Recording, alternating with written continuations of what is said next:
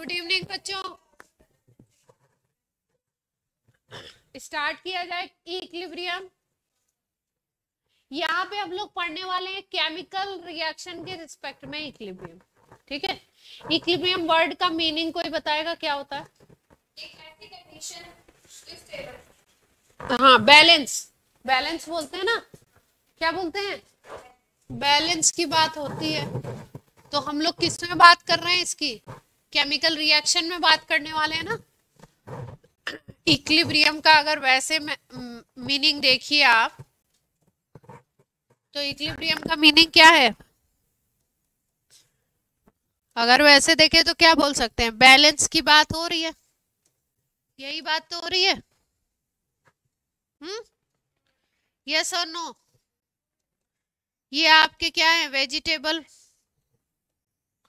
या किसी उसके लिए आपका ये बैलेंस है, मेजरिंग बैलेंस। इधर हमने क्या किया, 10 kg राइस डाल दिए। ठीक है, तो अब इधर क्या करना पड़ेगा? 10 kg के आपको वेट रखने पड़ेंगे ना।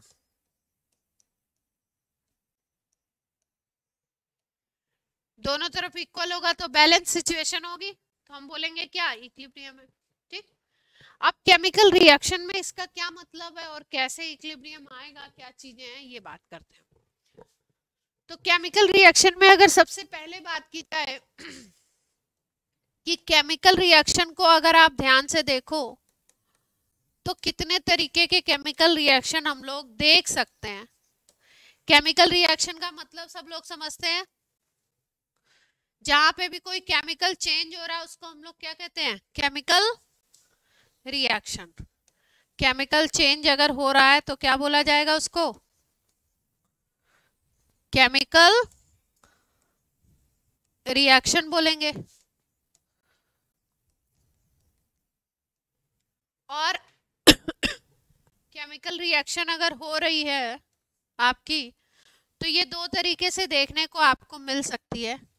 एक को बोलते हैं रिवर्सिबल और दूसरे वाले को बोलते हैं irreversible.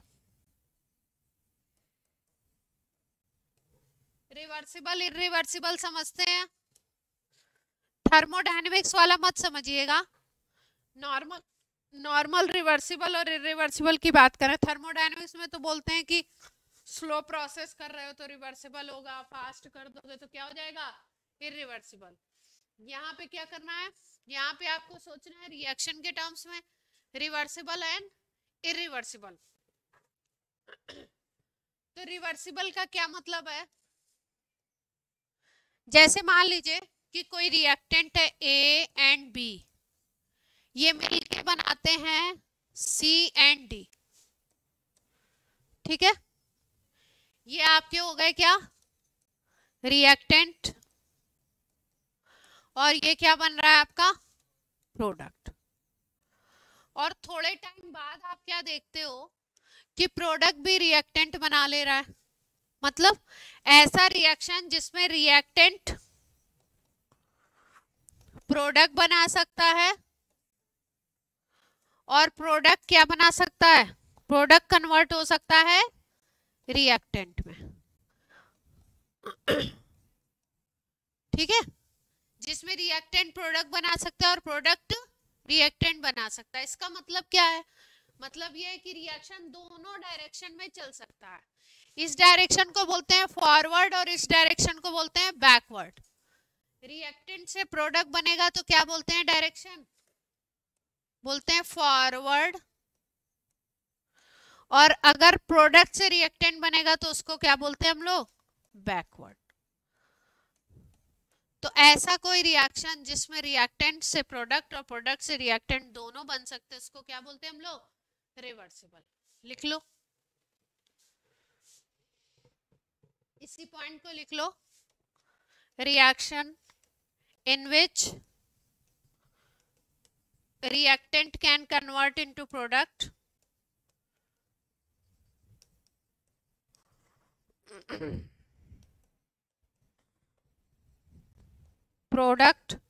and product can convert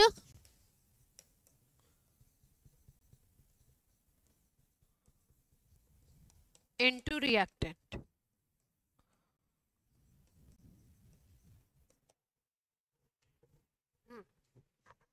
ऐसे रिएक्शन को क्या बोलोगे?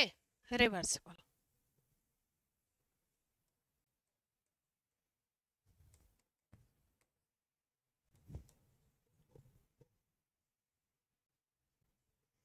तो आपको क्या बात समझ में आई कि रिएक्शन दोनों डायरेक्शन में चलेगा?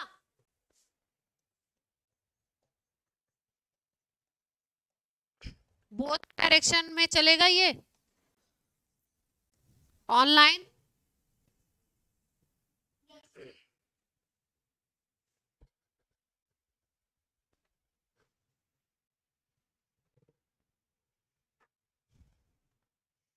और अगर केवल फॉरवर्ड में ही हो, मतलब रिएक्टेंट प्रोडक्ट बना रहा हो लेकिन प्रोडक्ट रिएक्टेंट नहीं बना रहा हो, तो ऐसे रिएक्शंस को हम क्या कहते हैं? एक ही डायरेक्शनल हुआ ना, यूनिडायरेक्शनल, तो ऐसे को बोलते हैं हम लोग इर्रिवर्सिबल. इर्रिवर्सिबल.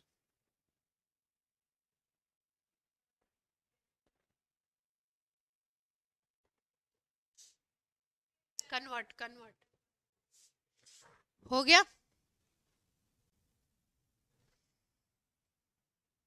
जल्दी जल्दी फास्ट. स्पीड बढ़ा लीजिए.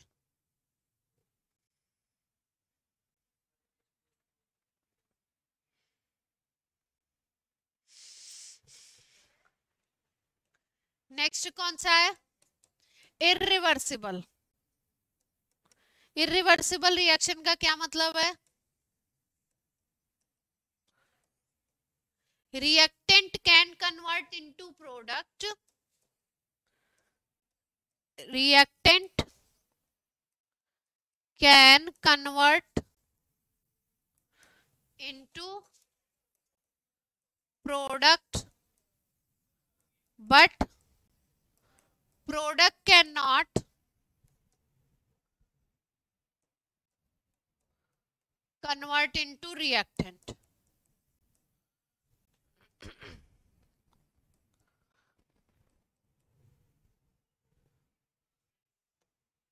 Product can not converted into reactant. मतलब अगर इसी रिएक्शन को ऐसे लिख दें, A प्लस बी बनाता है C प्लस डी, लेकिन अपोजिट वाली नहीं लिखी हमने, तो एक ही डायरेक्शन में चल रही है ये, तो इसको क्या बोलोगे? इर्रिवर्सिबल. यूनिडायरेक्शनल हो गई ना, या कह सकते हो किस डायरेक्शन में हुई? Only in forward direction.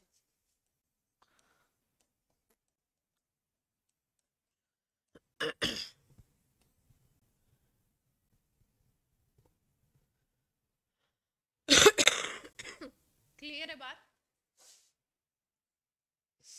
Clear? देखो एग्जाम्पल भी देख लेते हैं.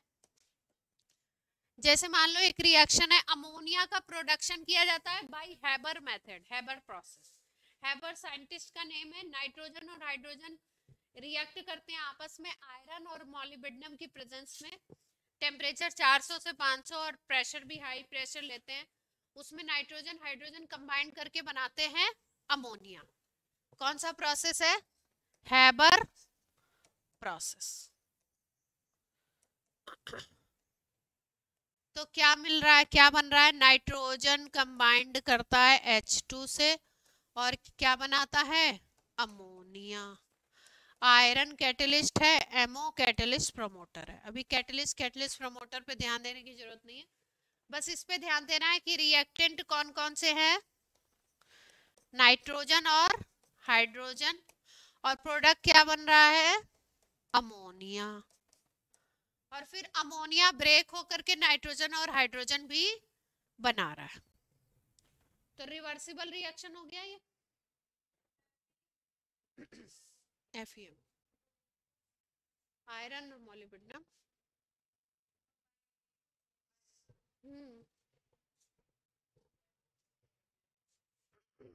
आयरन यहाँ पे रिएक्शन में कैटेलिस्ट की तरह काम कर रहा है,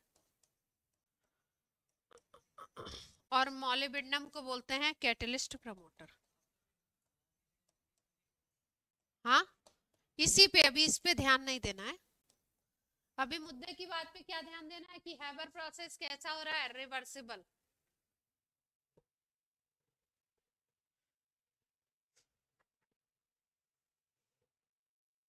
ठीक है,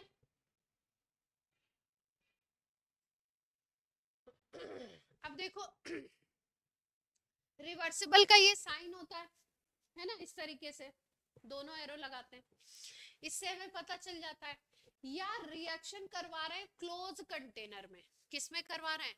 क्लोज कंटेनर में अगर रिएक्शन करा रहे हो तो कैसा होने के चांसेस होते हैं? रिवर्सिबल। कैसे? देखो, जैसे मान लो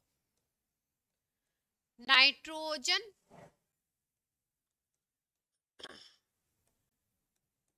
एग्जाम्पल देखो, जैसे मान लो कैल्शियम कार्बोनेट है, इसको हीट किया हमने, क्या किया? गरम किया। ठीक, तो ये गरम होने पे कैल्शियम ऑक्साइड बना लेता है और CO2 गैस, ये सॉलिड बनाता है, ये सॉलिड बनाता है, और ये क्या बनाता है? गैस। ठीक है, अगर इस रिएक्शन को हम करा दें क्लोज कंटेनर में, किस में करा दें? क्लोज कंटेनर में, बंद है कंटेनर। ठीक है, क्लोज कंटेनर का मतलब है जो गैस वगैरह प्रोड्यूस, गैस वैसे क्या किस नेचर की होगी? प्रोड्यूस होगी तो बाहर निकल जाएगी अगर ओपन कंटेनर है, और बंद है तो उसी में रहेगी। ठीक है, तो फिर से अगर उसको ऑप्टिमम टेम्परेचर वगैरह मिल जाता है तो जो कैल्शियम ऑक्साइड और ये जो CO2 बनी हुई है फिर से रिएक्ट करके कैल्शियम कार्बोनेट बना देते हैं। इसका मतलब अगर कंटेनर क्लोज है तो इस रिएक्शन के रिवर्सिबल होने के चांसेस हैं। लेकिन अगर इसको ओपन कर दो तो क्या होगा? देखो, अगर यही रिएक्शन ओपन कंटेनर में करा लो तो डिफरेंस क्या आ जाएगा? कैल्शियम कार्बोनेट को गर्म किया, ये सॉलिड था, कैल्शियम ऑक्साइड सॉलिड बना। सॉलिड चीजें भारी होती हैं, सॉलिड चीजें वहीं पे रहेंगी, ठीक है, बनने के बाद। और CO2 क्या बनेगी? गैस। और CO2 गैस कहाँ होगी? बाहर निकल जाएगी, CO2 बाहर निकल जाएगी, carbon dioxide.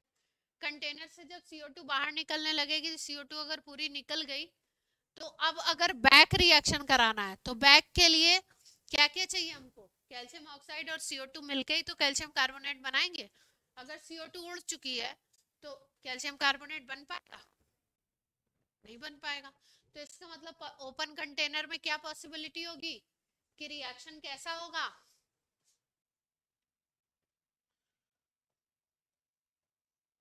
No backward reaction,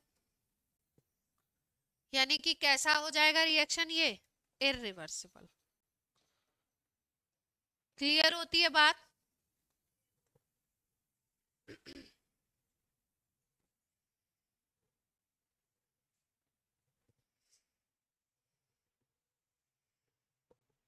online clear है यहाँ तक?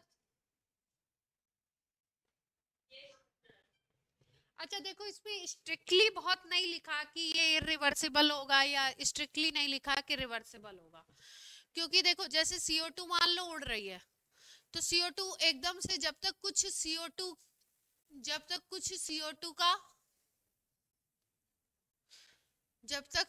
का कुछ अमाउंट है हमारे पास, तब तक क्या होगा?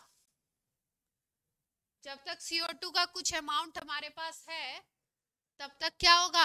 तब तक कैल्शियम ऑक्साइड से रिएक्ट करके बना सकता है कैल्शियम कार्बोनेट, यस और नो?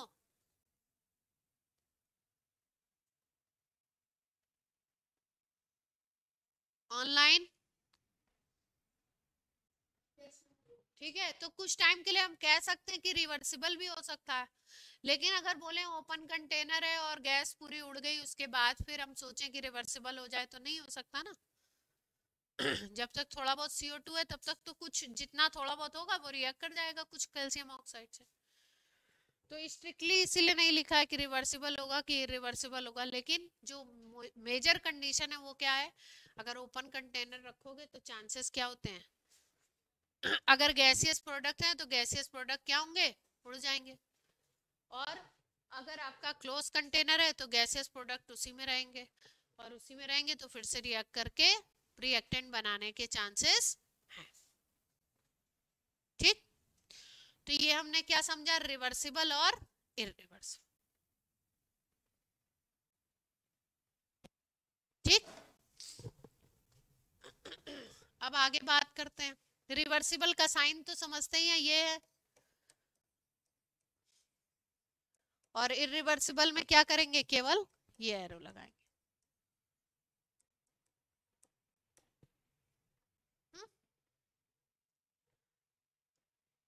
अब बात पे आ जाते हैं इक्विलिब्रियम, मुद्दे की बात पे आ जाते हैं। ये सब तो क्या है, साइड की बातें, मेन बात क्या है, इक्विलिब्रियम की बात हो रही है। तो इक्विलिब्रियम जैसे फिजिकल सिस्टम में, अगर केमिस्ट्री में ना बोलो, फिजिकल सिस्टम में बोलो, जैसे मान लो सबसे अच्छा एग्जांपल बताया जाता है आपको इस तरीके से कि कोई ये वाटर टैंक है ना, इसमें ऊपर से पानी आ रहा है, ठीक, और यहाँ पे एक नीचे की तरफ टैप बना हुआ है, यहाँ से पानी बाहर जा रहा है, ठीक, ये वाटर क्या हो रहा है, यहाँ से इनपुट दे रहे हैं हम, और यहाँ से वाटर क्या हो रहा है, आउटपुट, ठीक। मान लो कि इसकी जो स्पीड है, सपोज ये जो इनपुट आप दे रहे हो इसकी स्पीड है कि आप 200 ml एक सेकेंड में आप इसमें डाल देते हो पानी, कितना डाल रहे हो एक सेकेंड में, 200 ml, ठीक, और यहाँ से जो निकलने वाले पानी की स्पीड है वो भी यही हो जाए 200 ml पर सेकेंड। जितना अमाउंट एक सेकेंड में इन हो रहा है उतना ही अमाउंट एक सेकेंड में बाहर निकल रहा है, तो क्या पानी का लेवल आपको डिफरेंट दिखाई देगा, पानी का लेवल उतना ही मेंटेन रहेगा, ठीक है, जबकि ऐसा नहीं है कि पानी डाला नहीं जा रहा है और पानी निकल नहीं रहा है, लेवल क्या होगा, जितना भी लेवल है वो क्या रहेगा, लेवल क्या रहेगा, मेंटेन रहेगा, है ना। तो इस जब लेवल आपका चेंज नहीं होगा तो इस सिचुएशन को क्या बोलोगे आप यहाँ पे, कि सिचुएशन क्या है, इक्विलिब्रियम में, ठीक।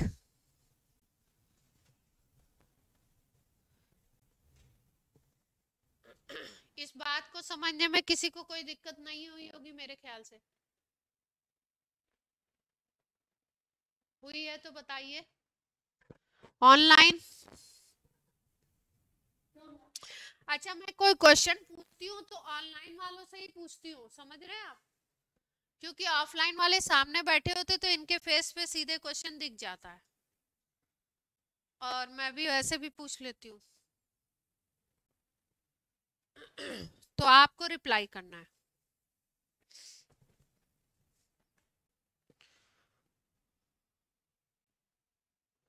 तो ये तो कैसा सिस्टम है, फिजिकल सिस्टम में इक्विलिब्रियम हो गया।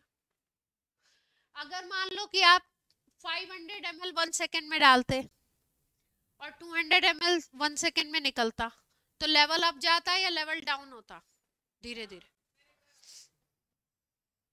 500 ml एक सेकेंड में इनपुट कर रहे हो और 200 ml एक सेकेंड में बाहर निकाल लो, तो लेवल धीरे धीरे ऊपर जाता ना, तो ये बैलेंस वाली सिचुएशन खत्म होती, ठीक। इसका अपोजिट कर दो कि 200 ml पर सेकेंड डाल रहे हो और 500 ml पर सेकेंड निकाल रहे हो, तो धीरे धीरे लेवल क्या हो जाएगा, डाउन हो जाएगा, ठीक। जब लेवल मेंटेन है तो उस सिचुएशन को बोल रहे हैं इक्विलिब्रियम, ठीक। लेकिन एक पॉइंट को ध्यान रखो कि इक्विलिब्रियम का मतलब है कि कहीं पे जितना इनपुट हो रहा है उतना ही आउटपुट हो रहा है, उसका कहीं से ये मतलब नहीं है कि इनपुट बंद है या आउटपुट बंद है। हाँ, तो क्या मतलब है कि इसको अगर हम बात करें कि ऐसा नहीं है कि पानी आप अंदर डाल नहीं रहे हो या पानी निकाल नहीं रहे हो। डिफरेंस क्या है कि बस आपका जो स्पीड है वाटर इनपुट का और वाटर आउटपुट का है, वो दोनों क्या है, इक्वल है। तो सिचुएशन आपको क्या दिखाई दे रही है, इक्विलिब्रियम में दिखाई दे रही है, पर प्रोसेस चल रहा है। ठीक, अब देखो जैसे टेम्परेचर के टर्म्स में बोले, ये वाला जो था इसको बोलोगे फिजिकल सिचुएशन है तो फिजिकल इक्विलिब्रियम बोल सकते हो।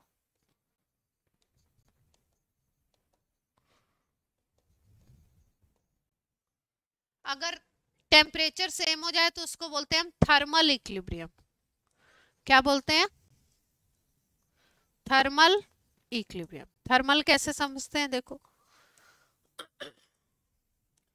दो कंटेनर है,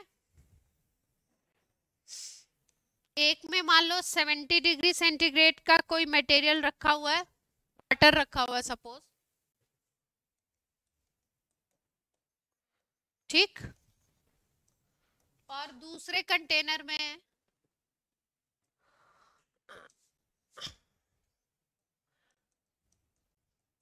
20 डिग्री सेंटीग्रेड का है।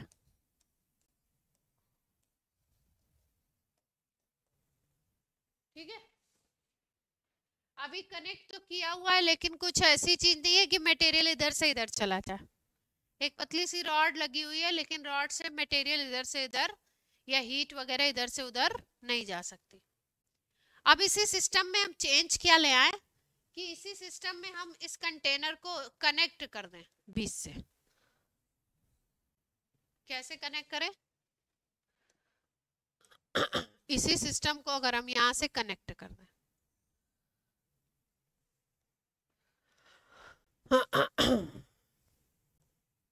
अगर हम लोग यहां से क्या कर दें, कनेक्ट कर दें सिस्टम को। सिस्टम को जब कनेक्ट कर दोगे तो क्या देखोगे, आपको पता है हीट का फ्लो कहां से कहां होता है, हाई टेम्परेचर से low temperature. Heat flow in generally कहां से कहां करती है, हाई टेम्परेचर वाली बॉडी से लो टेम्परेचर वाली बॉडी की तरफ। जैसे आपने देखा होगा फीवर हो जाता है और कभी कभी हैंकी वगैरह लेकर के ठंडी पट्टियां करनी पड़ती हैं, तो थोड़ी थोड़ी देर में वो पट्टी क्या हो जाती है, गर्म हो जाती है ना। एक्सपीरियंस किया है किसी ने, ऑनलाइन वालों ने नहीं किया है,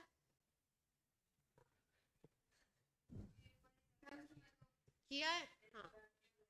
अगर किसी को फीवर हो और आप क्या कर रहे हो, ठंडी पट्टियां कर रहे हो, तो आप देखते हो पट्टी बार बार क्या हो जाती है, गर्म हो जाती है। हाई टेम्परेचर बॉडी से कोल्ड जो आपकी जो भी क्लॉथ है, कॉटन है, जो भी यूज कर रहे हो, उससे हीट क्या होती है, ट्रांसफर होती है। तो हीट कहाँ जाएगी, इधर से इधर जाएगा, हीट फ्लो होने लगेगा। ठीक है, थोड़ी देर बाद आप क्या देखोगे कि दोनों का टेम्परेचर सेम हो जाता है। दोनों में लगा दो क्या, क्या लगा दो, थर्मोमीटर लगा लो दोनों में। क्या लगा दिया, थर्मोमीटर लगा दिया। ठीक है, थोड़े टाइम बाद क्या देखेंगे, क्या सिचुएशन आएगी, आफ्टर सम टाइम क्या होगा आपका, बोथ हैव सेम टेम्परेचर, दोनों का टेम्परेचर क्या हो जाएगा, सेम हो जाएगा। तो ऐसी सिचुएशन को हम बोलेंगे क्या, थर्मल इक्विलिब्रियम। इक्विलिब्रियम को शॉर्ट में लिखते हैं EQ, thermal equilibrium. Temperature same हो जाएगा।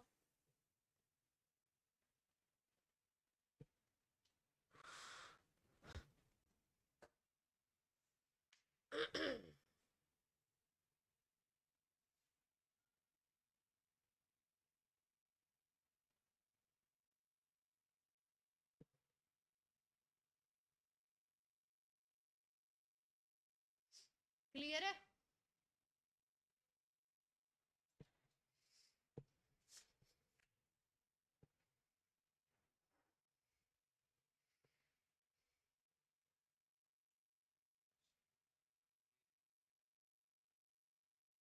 बहुत सारे होते हैं, जगह जगह देख सकते हो।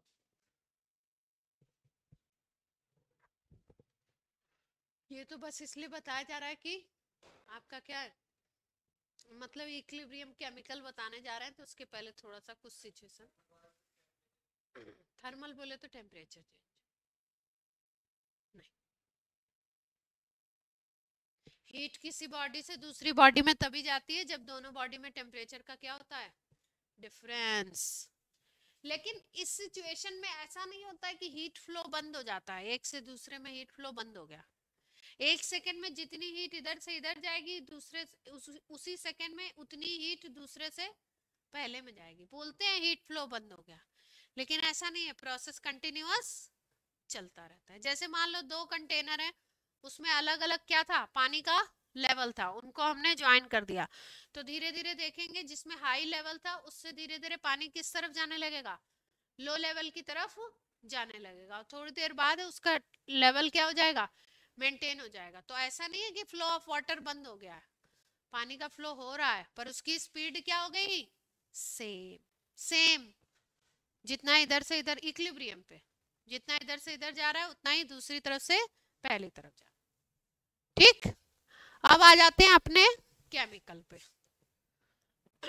तो केमिकल इक्विलिब्रियम समझने के लिए सबसे पहले हम लोग समझते हैं एक टर्म जिसको 12th में भी पढ़ोगे केमिकल काइनेटिक्स में आप, उसको बोलते हैं रेट ऑफ रिएक्शन, ROR।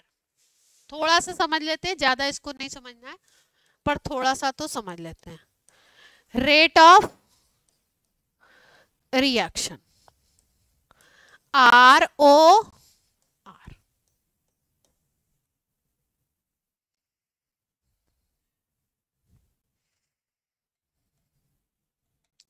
देखो रेट ऑफ रिएक्शन क्या होता है, अभी जैसे हम लोग स्पीड की बात करते हैं ना, तो स्पीड को क्या बोलते हैं, डिस्टेंस ओवर टाइम बोलते हैं ना। अगर वेलोसिटी की बात करते हैं तो बोलते हैं डिस्प्लेसमेंट ओवर टाइम। एक्सीलरेशन की बात करते हैं तो बोलते हैं डिस्प्लेसमेंट चेंज ओवर टाइम। जितने टाइम में जितना डिस्प्लेसमेंट चेंज हो रहा है उसको हम लोग क्या बोलते हैं, सॉरी वेलोसिटी चेंज हो रहा है उसको हम लोग क्या बोलते हैं, एक्सीलरेशन। टाइम के रिस्पेक्ट में देखते हैं, तो यहाँ पे भी रेट ऑफ रिएक्शन किसके रिस्पेक्ट में देखना है, टाइम के रिस्पेक्ट में।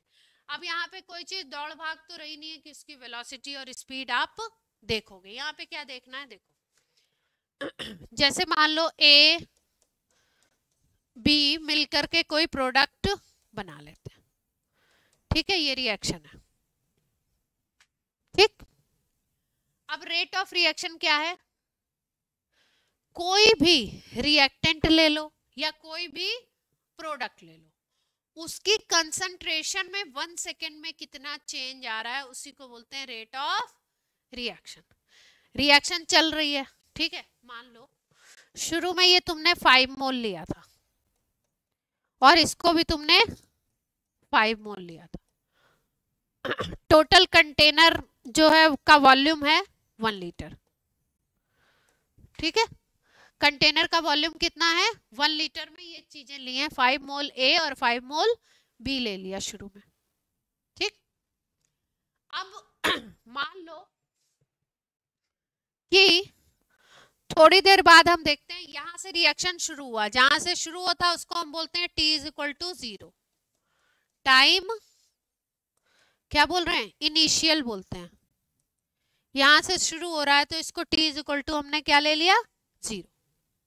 अब मान लो हमने 2 सेकेंड बाद देखा इस रिएक्शन को, T is equal to 2 second पे देखा, ठीक है, ऑब्जर्व किया। और ऑब्जर्व करने पे हम क्या देखते हैं कि मान लो इसकी कंसंट्रेशन हो जाती है 2.5 मोल और इसकी कंसंट्रेशन हो जाती है 2.5 मोल।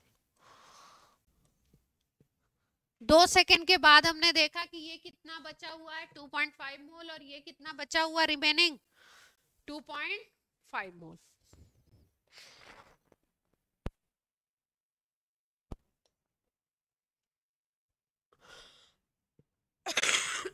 यहां तक बात क्लियर है।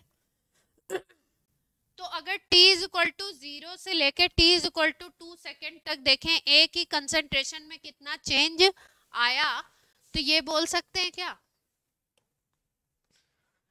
रेट होता है, ROR होता है,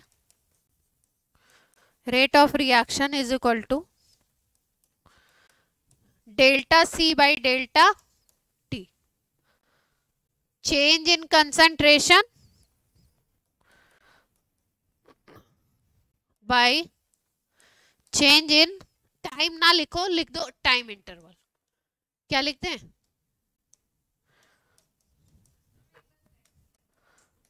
टाइम इंटरवल। ठीक है। अगर A की बात करो तो A का चेंज कितना आ रहा था? 5 था शुरू में, और 5 से अब कितना बन गया? 2.5। पहले 5 मोल था 1 लीटर में, 1 लीटर कंटेनर था तो 5 मोल पर लीटर था। अब कितना हो गया? 2 मोल पर लीटर हो गया कंसंट्रेशन। तो चेंज इन कंसंट्रेशन कितना हो गया? ये कंसंट्रेशन इनिशियल, ये कंसंट्रेशन फाइनल। तो कैसे निकालते हैं हम लोग रेट? डेल्टा C कर दें by delta T, C final minus C initial divided by T। Final कितना है? 2.5, इनिशियल कितना है? 5। टाइम कितना लगा? 2 सेकेंड ही लगा था ना, तो कितना आ जाएगा? -2.5 बाई।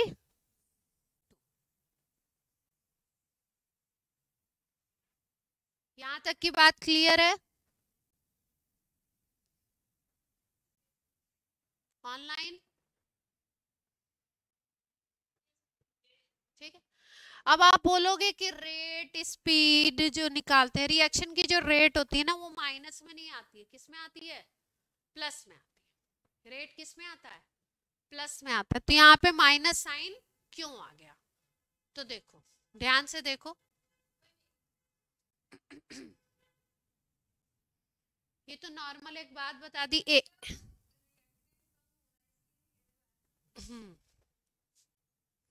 रेट ऑफ रिएक्शन हमने किसके हिसाब से निकाला? ये A के अकॉर्डिंग निकाला ना।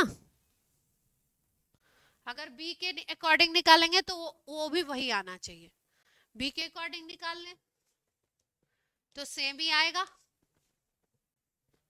अगर B के हिसाब से देख लो कि B की कंसंट्रेशन कितना चेंज हो रही है, कंसंट्रेशन ऑफ B कितनी चेंज हो रही है डिवाइडेड बाय डेल्टा T, तो B की कंसंट्रेशन इतनी चेंज हो रही थी। फाइनल कितना था? 2.5 -5 डिवाइडेड बाय 2, -2.5 बाय 2, यही तो आया। मोल पर लीटर में कंसंट्रेशन थी और 1 सेकेंड और आ गया है ना यूनिट में। ठीक है।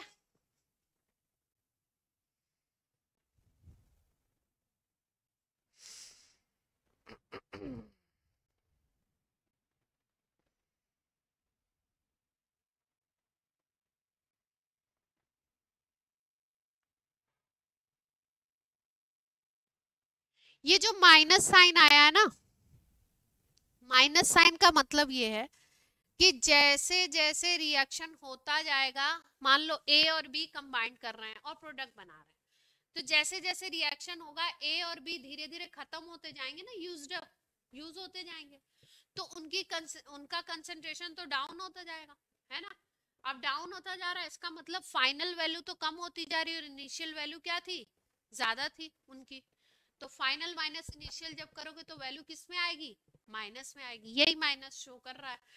तो हम लोग क्या करते हैं, इस कैलकुलेशन को इजी करने के लिए साइंटिस्ट ने क्या किया, केमिस्ट लोगों ने क्या किया कि बोला कि अगर रेट ऑफ रिएक्शन लिख रहे हो किसके लिए? रिएक्टेंट के हिसाब से। किसके हिसाब से लिखते हो? रिएक्टेंट के हिसाब से। तो वहां पे एक साइन लगा दो, delta C by delta T। अगर बहुत छोटा होगा तो क्या लिख दे सकते हैं हम लोग? DC by DT। जैसे ही रिएक्टेंट के लिए तुम यहाँ माइनस साइन लगा दोगे तो वैल्यू अपने आप पॉजिटिव हो जानी है ना, यस और नो? और अगर यही चीज तुम रेट ऑफ रिएक्शन निकाल रहे हो किसके हिसाब से, वैल्यू दोनों की सेम आएगी, माइनस और प्लस केवल ये डिनोट करता है कि रिएक्शन जैसे जैसे आगे बढ़ेगा, टाइम जैसे जैसे कंज्यूम होगा, रिएक्टेंट की कंसंट्रेशन कम और प्रोडक्ट बनते जाएंगे तो प्रोडक्ट की कंसंट्रेशन बढ़ती जाएगी, बस इतना ही शो कर रहा है। प्रोडक्ट के लिए साइंटिस्ट ने बोला कि यहाँ पे प्लस ले लो delta C by delta T. Clear है बात?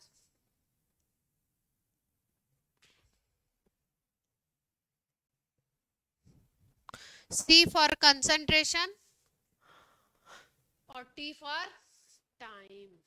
C किसके लिए यूज कर रहे हैं?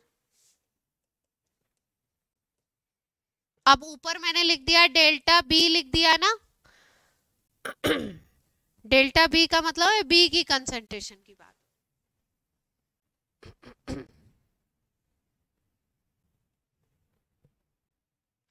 क्लियर है बात?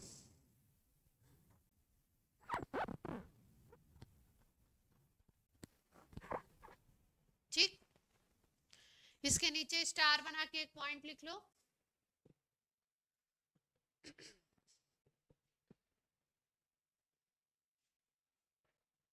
in formula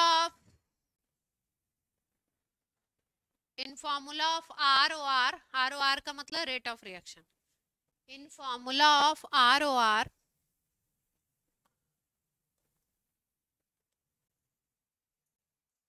with respect to reactant, value दोनों की सेम आएगी।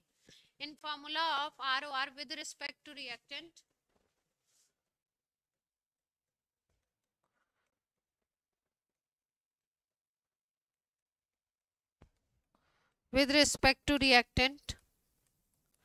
minus sign indicates that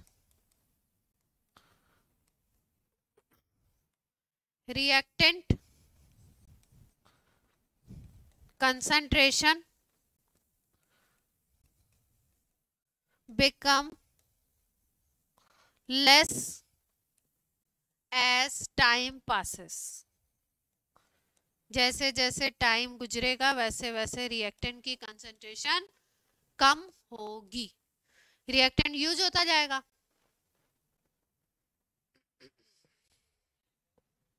ROR with respect to, ये शॉर्ट में विद लिखते हैं ऐसे, छोटा सा सी बना के ऊपर ऐसे विद।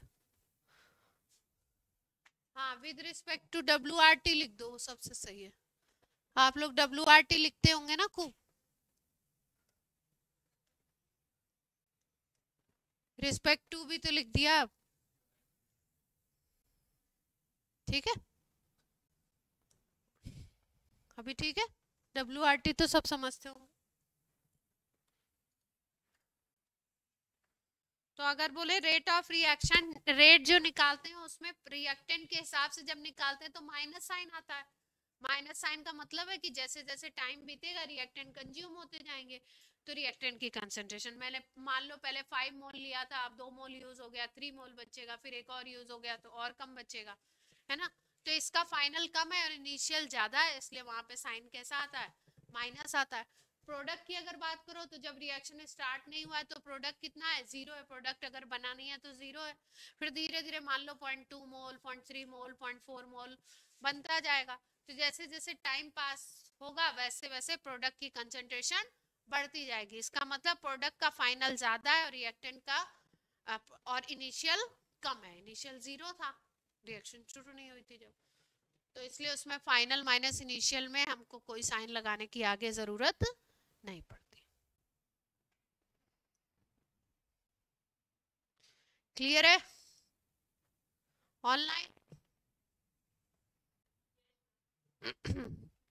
तो जिसमें पॉजिटिव है उसका नहीं लिखा है कुछ, जो पॉजिटिव है वो तो सीधी सी बात है, नेगेटिव का मतलब समझना जरूरी था इसलिए लिखवा दिया आपको। अब ये बात हो गई रेट ऑफ रिएक्शन की। अब आ जाते हैं इक्विलिब्रियम। केमिकल रिएक्शन की बात हो रही है, किस पे आ जाएं, केमिकल इक्विलिब्रियम पे।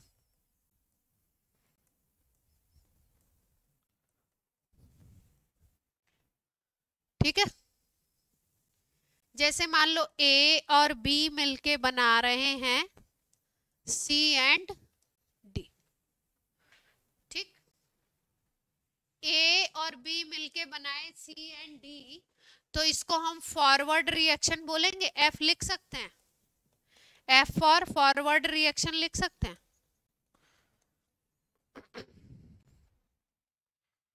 ठीक है। और अगर सी और डी मिलके ए और बी बना रहे हो तो उसको बैकवर्ड लिख सकते हैं, बी फॉर बैकवर्ड रिएक्शन। यहां तक कोई दिक्कत? यहां तक कोई?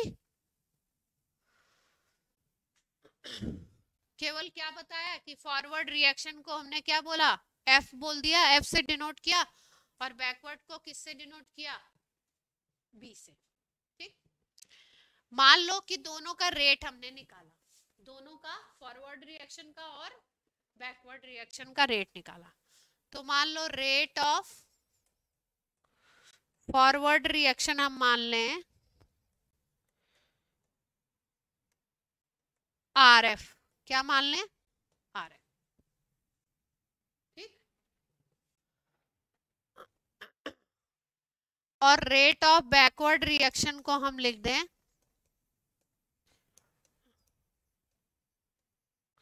आर बी, क्या लिख, बैकवर्ड को क्या लिख लें, R B.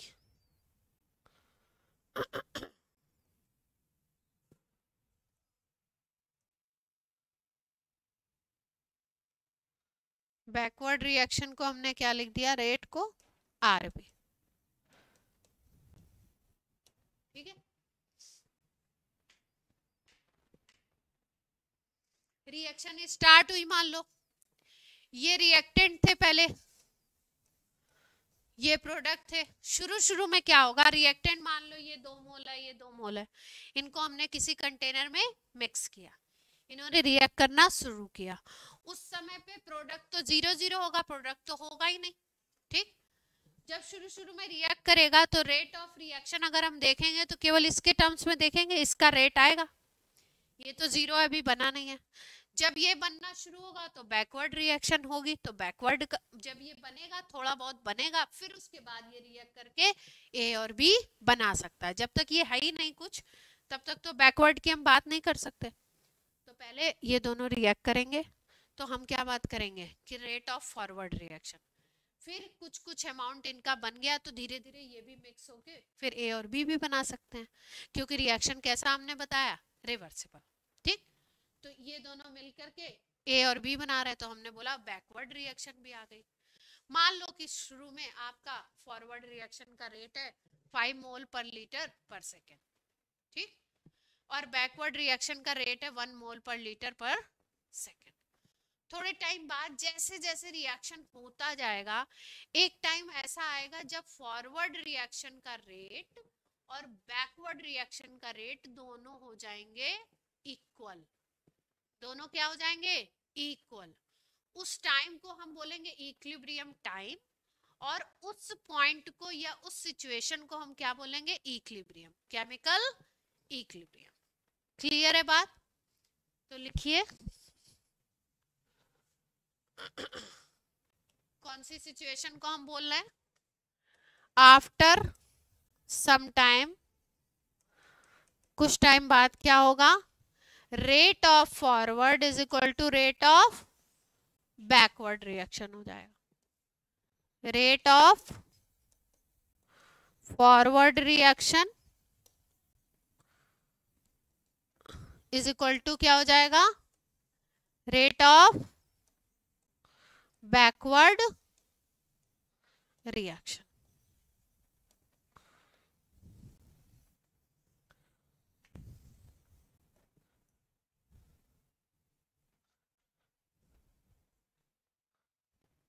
Rate of forward reaction is equal to rate of backward. ये तुरंत नहीं होगा, आफ्टर सम टाइम रिएक्शन थोड़ा सा हो जाएगा फिर होगा, ये पॉइंट हमको मिलेगा, ठीक।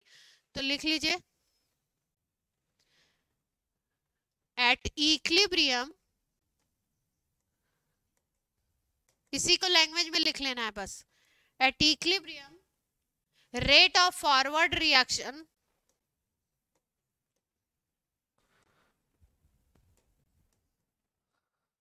becomes equal to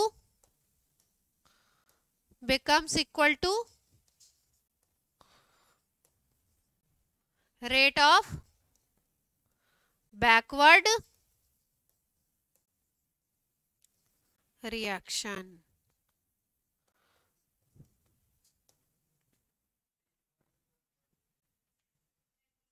जो यहाँ पे लिखा है rate of forward reaction is equal to rate of backward reaction, बस उसी में ऐड किया एट इक्विलिब्रियम वर्ड यूज करके लैंग्वेज में लिख दिया। अगर आपसे पूछा जाए केमिकल इक्विलिब्रियम क्या है तो आप क्या बोलोगे, कौन सी सिचुएशन है? At equilibrium rate of forward reaction becomes equal to rate of backward. ठीक है, क्या बताना है? फॉरवर्ड का रेट बैकवर्ड के जब इक्वल हो जाएगा तो उस पॉइंट को क्या बोलेंगे? Chemical equilibrium.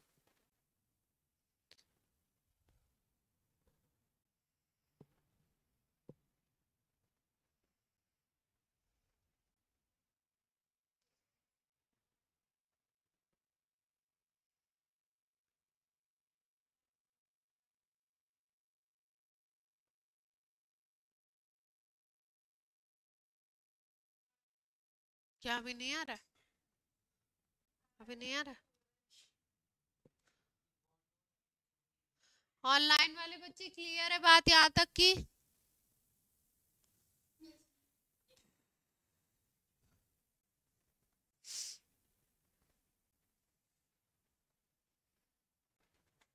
ठीक है, आगे बात कर लेते।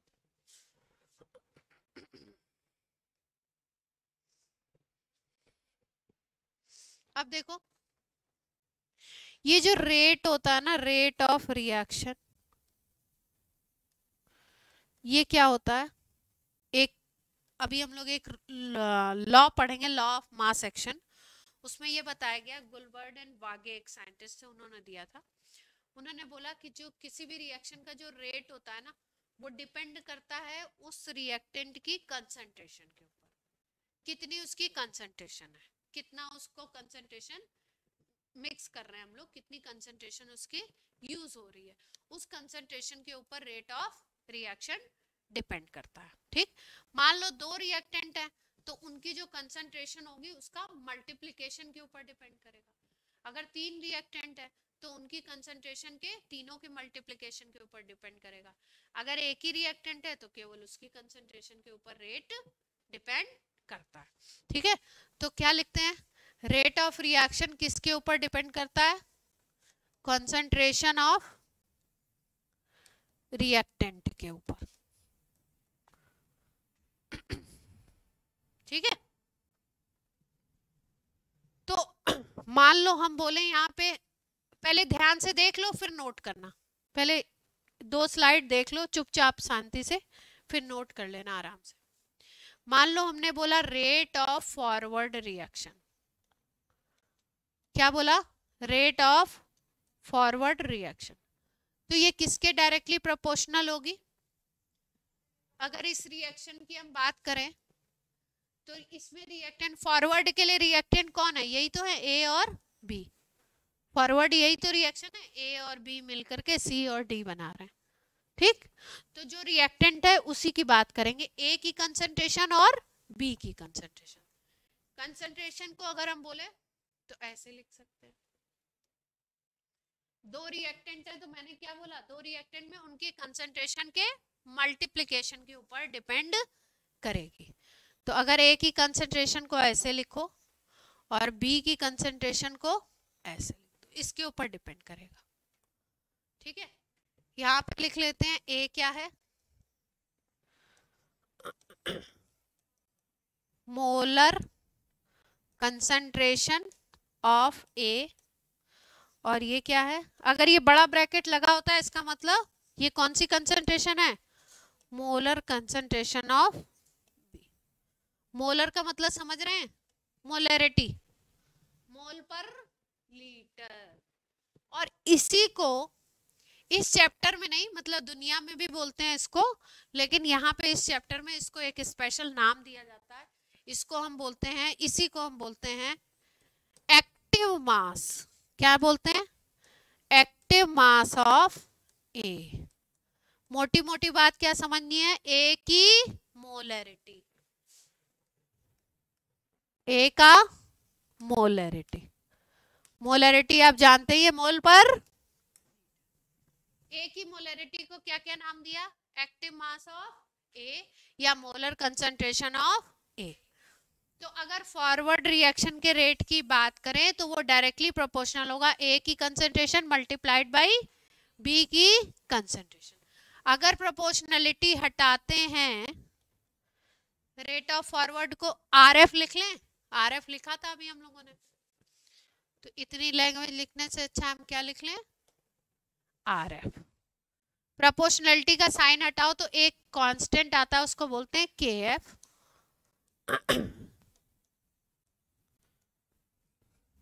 ये जो केएफ है ये क्या है? केएफ क्या होता है?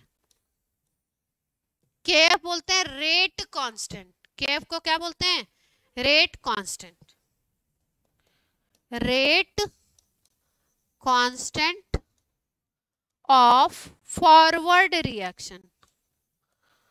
केएफ जो टर्म आया उसको क्या बोला? Rate constant of forward reaction. यहां तक बात क्लियर है? हाँ। और फिर उसके बाद अब इसी तरीके से हमने बैकवर्ड के लिए डिफाइन किया। किसके लिए डिफाइन किया? Rate of reaction for backward reaction. तो ये किसके डायरेक्टली प्रोपोर्शनल होगा? अब बैकवर्ड के लिए प्रोडक्ट जो है वही तो रिएक्टेंट बन रहा है। रिएक्टेंट का मतलब कौन स्पीसीज एक दूसरे से रिएक्ट कर रही है। तो बैकवर्ड के लिए तो यही रिएक्टेंट बन गया ना, यही मिलकर के ये बना रहा है। तो अब ये आ जाएगा उसकी जगह पे बैकवर्ड के लिए। C का एक्टिव मास मल्टीप्लाइड बाय किसका मास? एक्टिव मास D का। और अब इसको तोड़ करके लिख दें, RF इज इक्वल टू, अगर प्रोपोर्शनलिटी हटाएं तो यहाँ पे आ जाता है KF C into D। C का एक्टिव मास, D का एक्टिव मास। अब इक्विलिब्रियम कौन सा पॉइंट बोला था हमने? एट इक्विलिब्रियम क्या होगा? दोनों का रेट इक्वल हो जाएगा। Rate of forward is equal to rate of backward. Sorry, यहाँ बी लिखना था ना, यहाँ पे आपने किसी ने टोका नहीं, प्रांजलि ने बोला यहाँ पे बी लेना था ना हमें।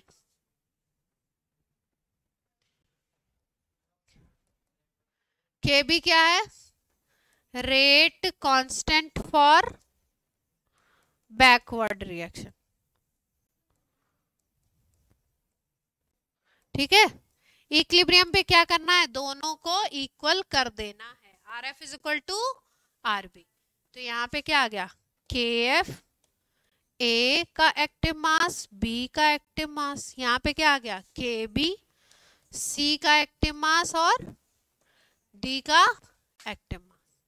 अगर हम लोग करें यहाँ पे KF बाई KB, क्या कर दें? KF बाई KB, तो ये आ जाएगा C का एक्टिव मास, D का active mass divided by A का एक्टिव मास।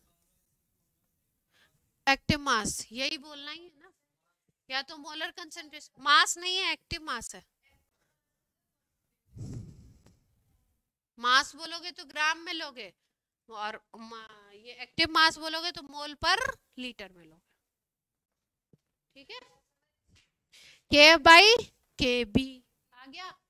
अब ये जो KF बाई KB है, इसी को नया टर्म दे दिया गया, इसको बोलते हैं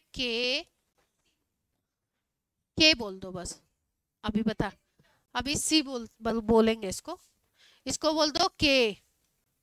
और इस K को क्या बोलते हैं हम लोग?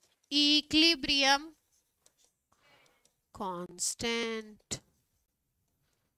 तो कितने कांस्टेंट हमने देखे? के एफ के बी और के, इसी को अभी केसी भी बोलेंगे हम लोग, इसी को बेसिकली केसी बोलते हैं। तो के क्या है, इक्विलिब्रियम कांस्टेंट, के एफ क्या है, फॉरवर्ड के लिए रेट कांस्टेंट, और के बी क्या है, जिसको नोट करना है फटाफट नोट कर लीजिए।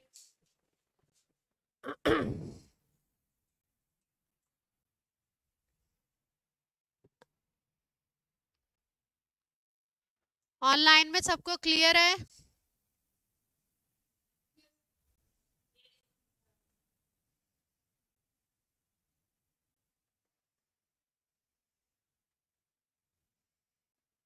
नोट कर लिया या कर रहे हैं? जो कर लिया है वो जा सकते हैं।